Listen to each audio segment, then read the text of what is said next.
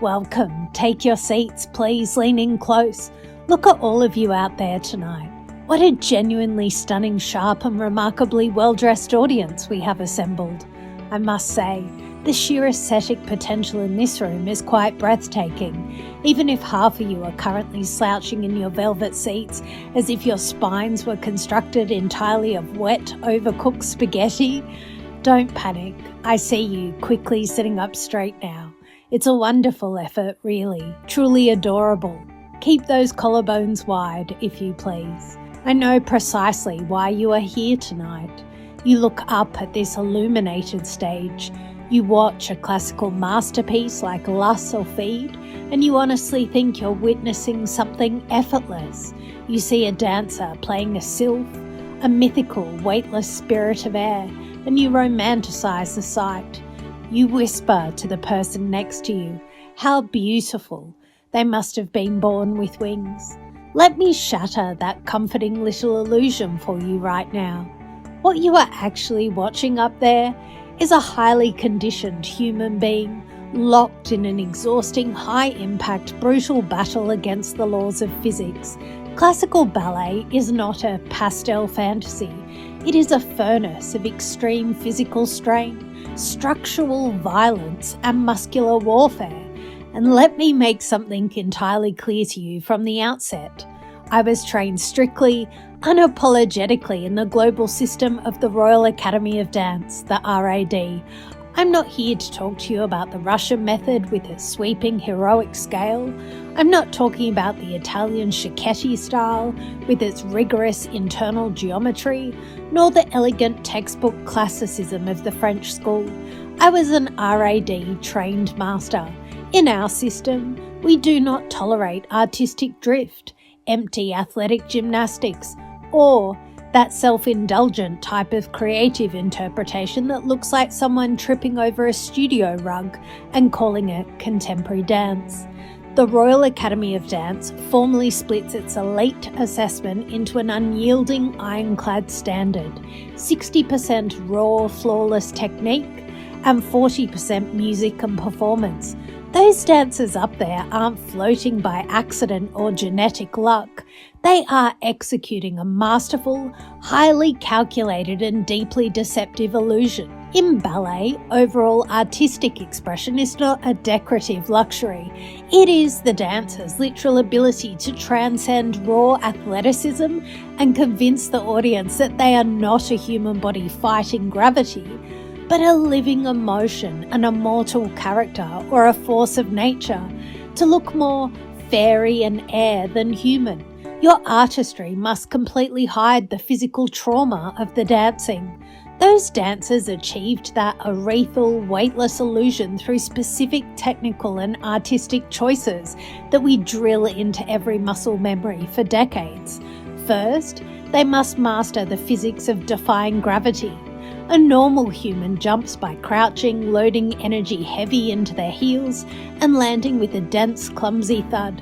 Much like most of you running for the bus on a rainy Tuesday morning in the city. A fairy, however, must look like the air itself is catching them and holding them aloft. Dancers use chamois, Subaru, Sisson, Assemblée, Jeté, Glissade, Grand Jeté, Pas de Chat, Tonlevé, Ballon, the optical illusion of appearing to hover or pause at the very peak of a jump, where the push-off from the stage floor is entirely invisible to the naked eye. When landing from a massive grand jeté, a large leap, the dancers uses deep, cushioned, micro-controlled demi-plie to make the descent absolutely silent, absorbing up to 12 times their body weight through the feet and ankles as if landing on a cloud. Second, they must project a soft, romantic upper body, port de bras. In standard modern or classical ballet, the spine is held rigidly upright like a steel rod, but to look like air, the upper body must bend and yield like a willow branch in a gentle breeze. The dancer uses a slight forward tilt of the torso and a delicate, melancholy inclination of the head and neck. The arms must look completely boneless. Instead of holding rigid, static positions, the wrists and fingers trail softly through the space a fraction of a second behind the movement, perfectly mimicking the drifting of mist or wind across the moors. Third, they must practice effacing the human effort. A human athlete shows the struggle, tense neck muscles, flared nostrils, and heavy, desperate breathing. A spirit doesn't breathe, and a spirit doesn't tire. This requires total mask control. The face must remain serene, dreamy, or slightly detached.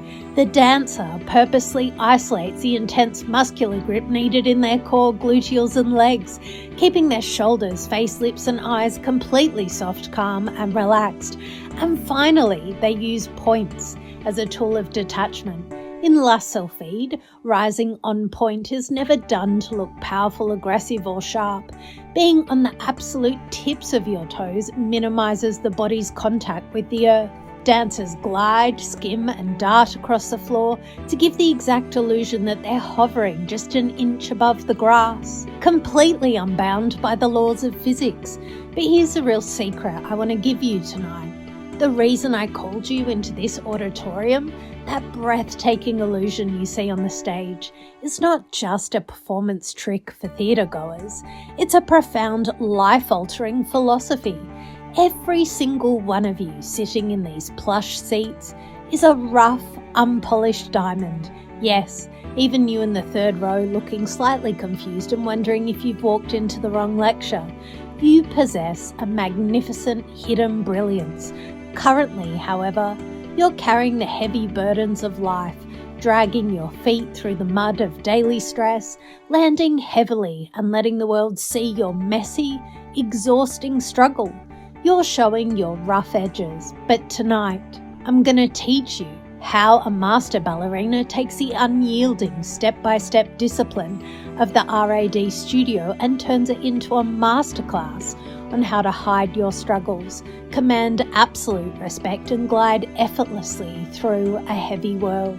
To understand how a diamond is polished, you must first understand the architecture of this journey.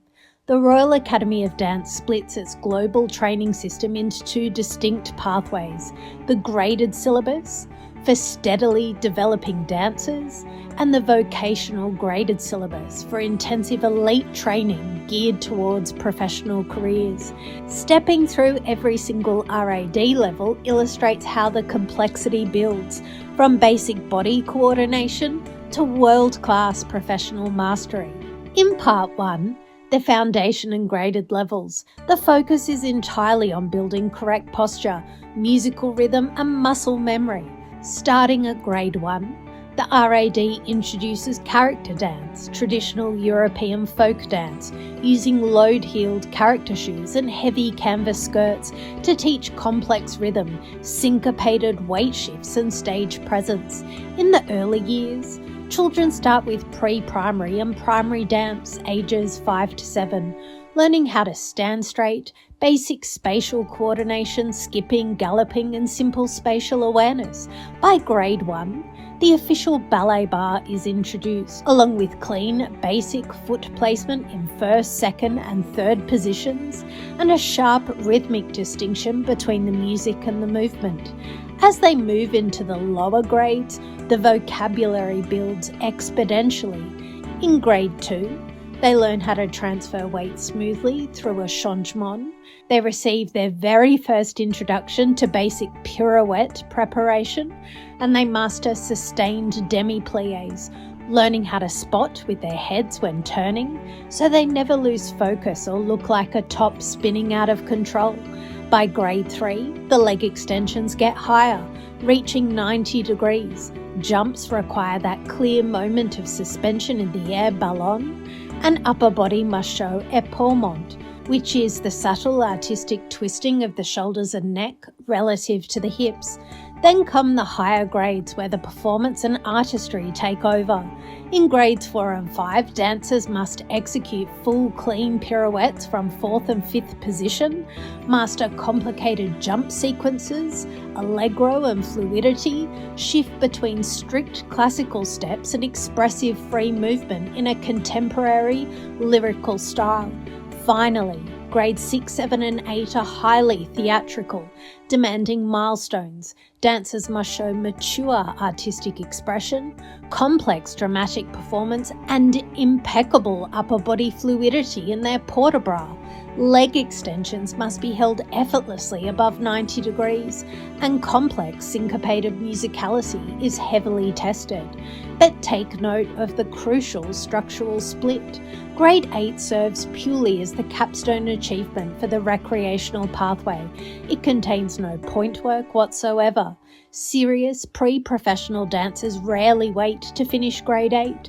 They typically exit the graded track immediately after grade 5 and jump straight into the furnace of the vocational track at intermediate foundation.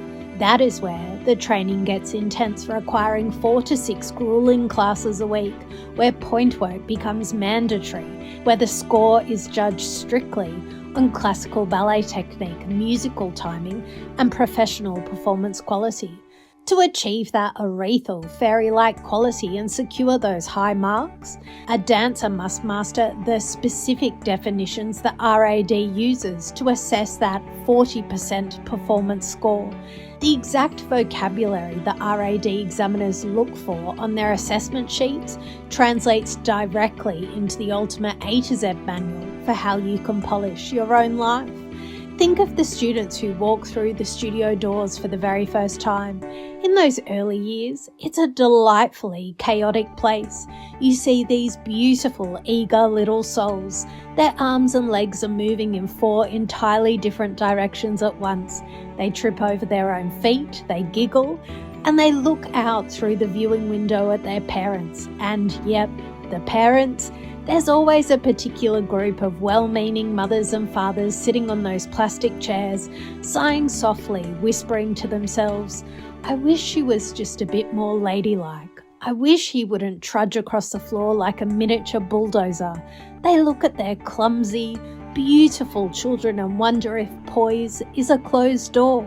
But then the music plays, the discipline begins, and it's one of the most profound privileges on earth to watch a human body transform right before your eyes. Week by week, month by month, the architecture shifts. The ankles, once soft and wobbly, become stable as marble columns. The spine, once curved under the weight of slouching, suddenly pulls up with an unshakable royal dignity. The parent who once worried about their child being ladylike stands in the hallway with tears in their eyes because that child is no longer trudging. They are commanding the room. They have found their centre. But the lessons we teach in the studio aren't meant to stay trapped on a parquet floor. They are meant for life. To understand how to carry that grace out into a heavy world, we have to look at the masterpiece of a different kind. Kathleen Tessaro's Classic Style Guide.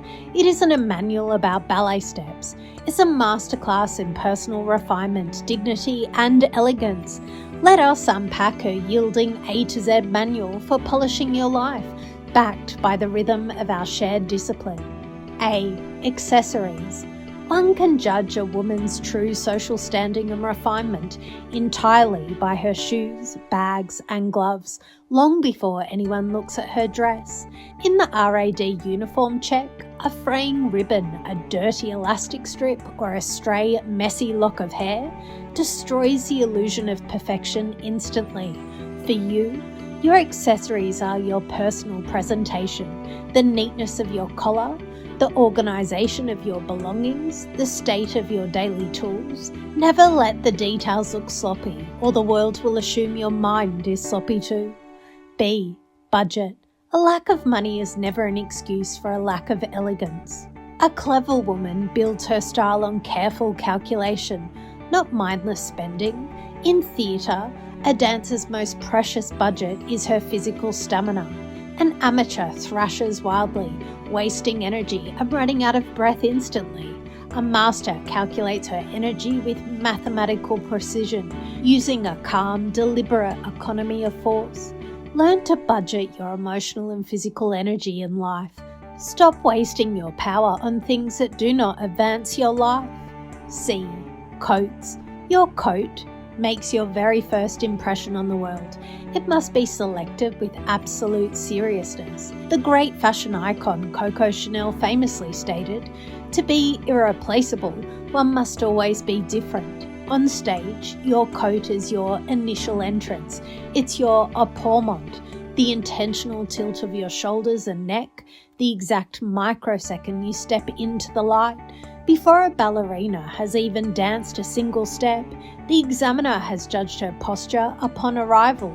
When you walk into a room, your posture is your coat. Select it with absolute seriousness. D. Dresses. The perfect dress should never scream for attention, but rather make people wonder why you look so exceptionally beautiful. Vulgarity is always loud. A cheap dancer tries to force an impression by doing frantic, exaggerated gymnastics to get a reaction. True elegance is quiet and absolute. Let your lines be so clean and pure that your absolute stillness leaves the room completely captivated. Command attention through the power of your restraint. E. Elegance. This elusive quality is a rare combination of flawless grooming, self-discipline, good manners, and a total absence of vulgarity. It is an unbreakable contract you make with yourself. It means holding your form perfectly when your muscles are weeping for relief.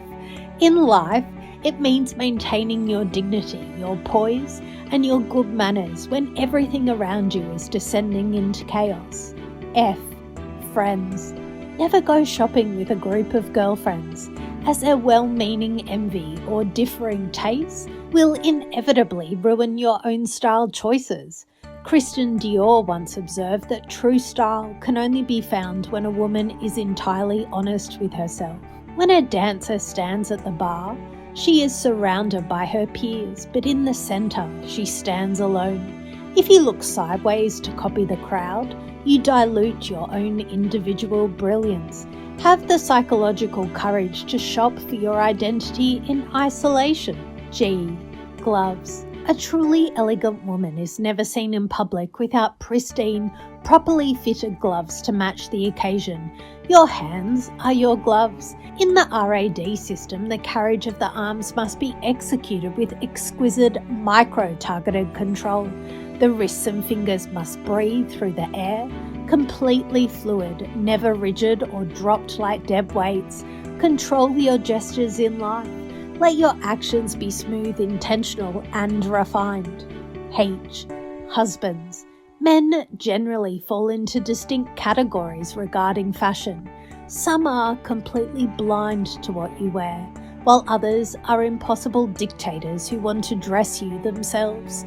Throughout your life, you will be surrounded by critics. Some will be completely blind to the thousands of hours of unseen agony and discipline you have poured into your personal growth.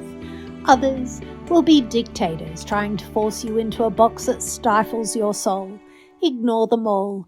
Your internal standards must remain unshakable and independent of external opinions. I.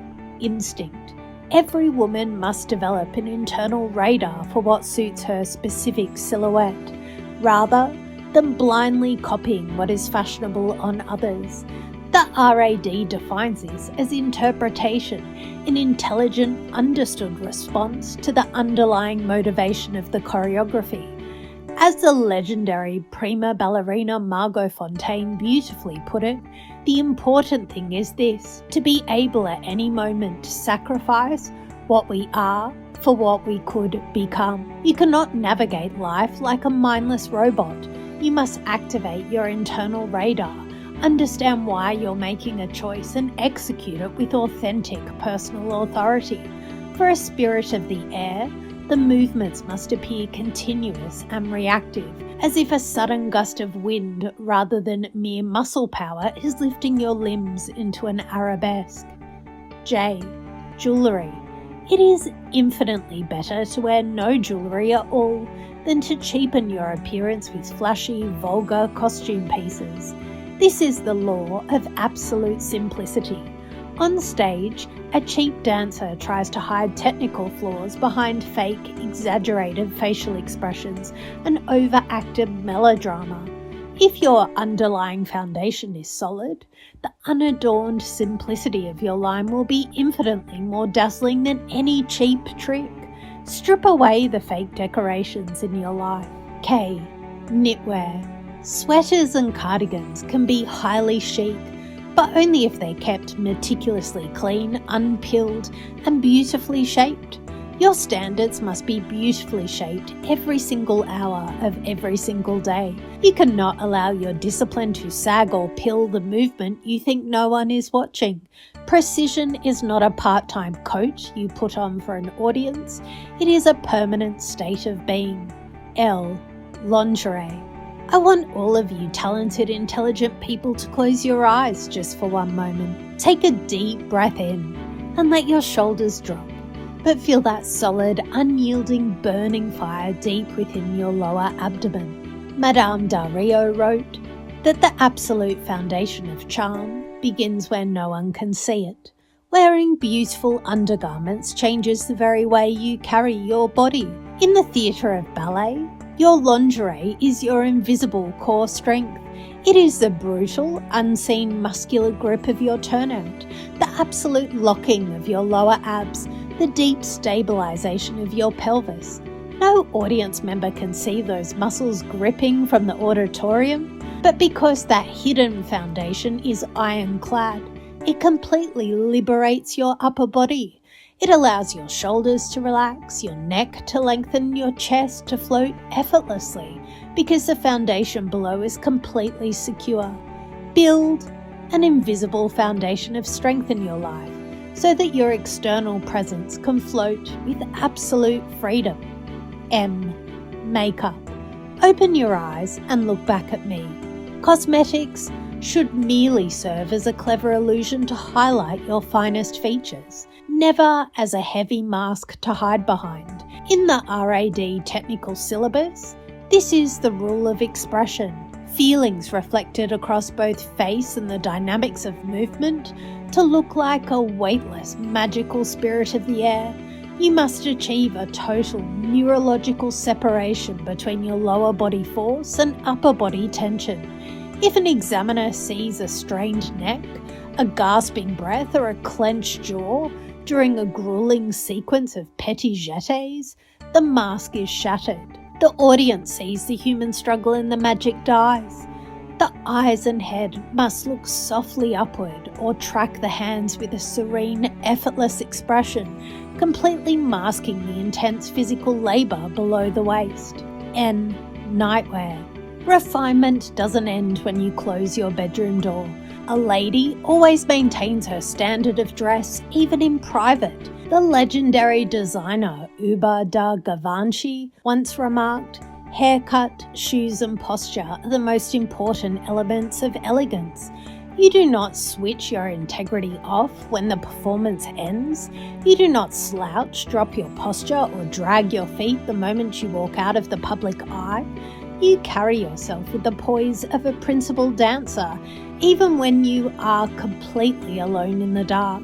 Your discipline is your identity, not an act you put on for others." O. Occasions. True elegance is entirely a matter of appropriateness. Being overdressed for a casual gathering is just as disastrous as being underdressed for a ball. In ballet, we call this the response to musical atmosphere, a highly sensitive response to the mood and style of the music. You must have absolute intelligence to match the exact historical and emotional style of the musical score. Air does not drop heavily on a rigid downbeat. To look weightless, a dancer uses the musical phrasing to delay or elongate a landing. By landing a fraction of a second after a peak of a musical note, You trick the examiner's eye into believing you floated in the air just a moment longer than physically possible. Read your environment, understand the occasion you are in, and adapt your style to match the precise demands of the moment. P. Perfume. Your fragrance is your invisible calling card, leaving a lingering memory of your presence long after you've left the room. In dance, we call this projection the distinct ability to project emotions, feelings, and overall mood directly to an audience. A human dancer looks inward to focus on their balance. A fairy projects a magnetic aura that draws the viewer into a magical world. When a great ballerina leaps across the stage and disappears into the wings, her artistic energy is so potent that it leaves a lingering memory in the empty air, keeping the audience locked in a state of suspended fascination long after she is gone. Even when facing away from the examiner during a diagonal turn sequence, your spatial awareness and the tilt of your apportment must project a sense of flight. Let your character be your perfume. Q. Quality. Always choose one exceptional item made of fine wool or silk over 10 cheap garments made of poor synthetic materials. This is the law of radical focus. Do less, but do it perfectly. In your daily life, prioritize the quality of your output over the quantity of your tasks. One single, pristine, slow movement executed with flawless alignment and total emotional commitment is worth 10 sloppy, rushed actions that lack structural integrity. Demand absolute quality from every single millimetre of your life. R. Rainwear. Inclement weather is no excuse to look miserable and sloppy. A crisp, elegant trench coat can face any storm beautifully. In your life, the storms will come. You will face unexpected pain, sudden exhaustion, and devastating failures. But when the storm hits, an elite performer doesn't allow her presentation to degrade into a miserable, defeated mess. You put on your protective armour of character. You pull up your spine, and you face the crisis with a crisp, unbreakable presence. The worse the weather outside, the sharper your mind must stand. S. Shoes. A woman can look entirely ruined by an ill-fitting, scuffed or inappropriate pair of shoes, regardless of how expensive her dress is. For a ballerina, her shoes are her very life. As Maria Tolschiff noted, an expensive dress means nothing if the placement of the feet is unrefined. A poorly prepared point shoe, a broken shank, an unravelled ribbon, or a clumsy transition will instantly destroy the most brilliant piece of choreography. You must manage your foundation with meticulous, obsessive care. If your connection to the floor is compromised, your entire structure falls apart. T. Travel. The secret to a sophisticated journey is to pack with immense restraint, ensuring your clothes arrive unwrinkled and effortless. When a dancer is executing a rapid, highly complex diagonal of turns across the floor, she must travel with absolute artistic restraint. She doesn't throw her weight around wildly or panic.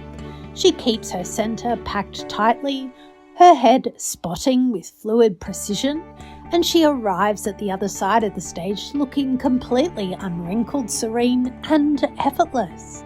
Learn to travel through your life's transitions with that same restraint, arriving at your destination without a single wrinkle of panic. W. Wardrobe. A cluttered closet leads to a cluttered mind.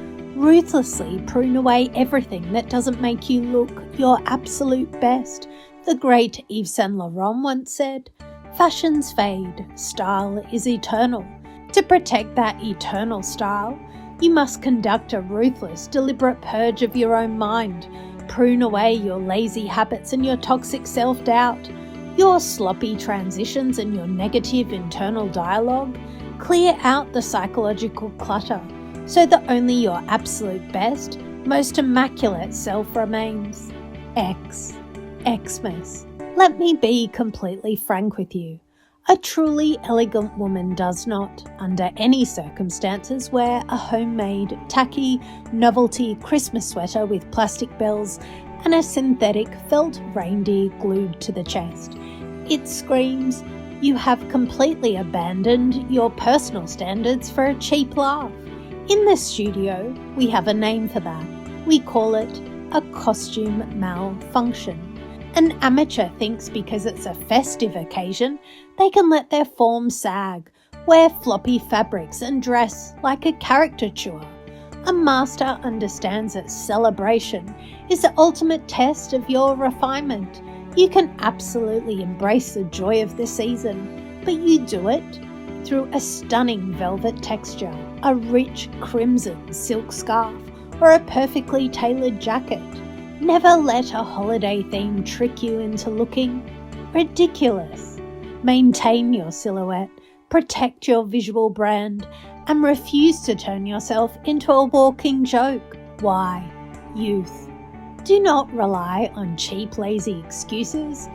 Freshness is a gift of nature, but true elegance is a gift you give yourself as you mature into a deeper understanding of style. Do not tell me you are too old, too tired, or too inexperienced to achieve excellence. Youthful flexibility is a cheap, temporary gift from nature that fades away. True elegance, true artistic expression is a magnificent monument you must build yourself through maturity, intellect, and a profound, sophisticated understanding of who you are. Z. Zippers. Finally, realize that true perfection is always found in the smallest, most hidden details. A broken fastener or an unzipped closure can dismantle an otherwise flawless appearance in an instant. In ballet, the zippers are the transitions, the split second your foot passes through the ankle, the exact manner in which you close into a perfect position, the hidden connections between the big jumps. If a single zipper slips, if a single transition is sloppy, the entire beautiful performance dismantles before the world's eye in seconds. Pay attention to the hidden transitions in your life. Look at me. You absolutely remarkable, beautiful, rough little diamonds. I have immense, unshakable faith in what you can achieve if you choose to apply the discipline. When you watch a ballerina dance la solfège, you are watching someone use her points as an intentional tool of detachment. Being on the tips of her toes is not a shallow party trick. It is an active way to minimize her contact with the heavy, unyielding earth. She glides, she skims, and she darts across that hardwood to create the absolute illusion that she's hovering an inch above grass, completely unbound by gravity. She executes Ballon. Her push-off from the floor is completely invisible to the human eye, and when she lands from a massive gravity-defying leap, she uses a deep, cushioned, silent bend of the knees to make the descent absolutely quiet, as if the air itself caught her weight and gently lowered her onto a cloud. Her upper body bends and yields like a breeze. Her spine possesses that delicate, soft inclination of the head and neck. Her arms look completely boneless, trailing a fraction of a second behind her movement, mimicking the drifting of mist or wind across the lonely moors. She has mastered the Royal Academy of Dance 60% technique so flawlessly that the 40% performance can take flight.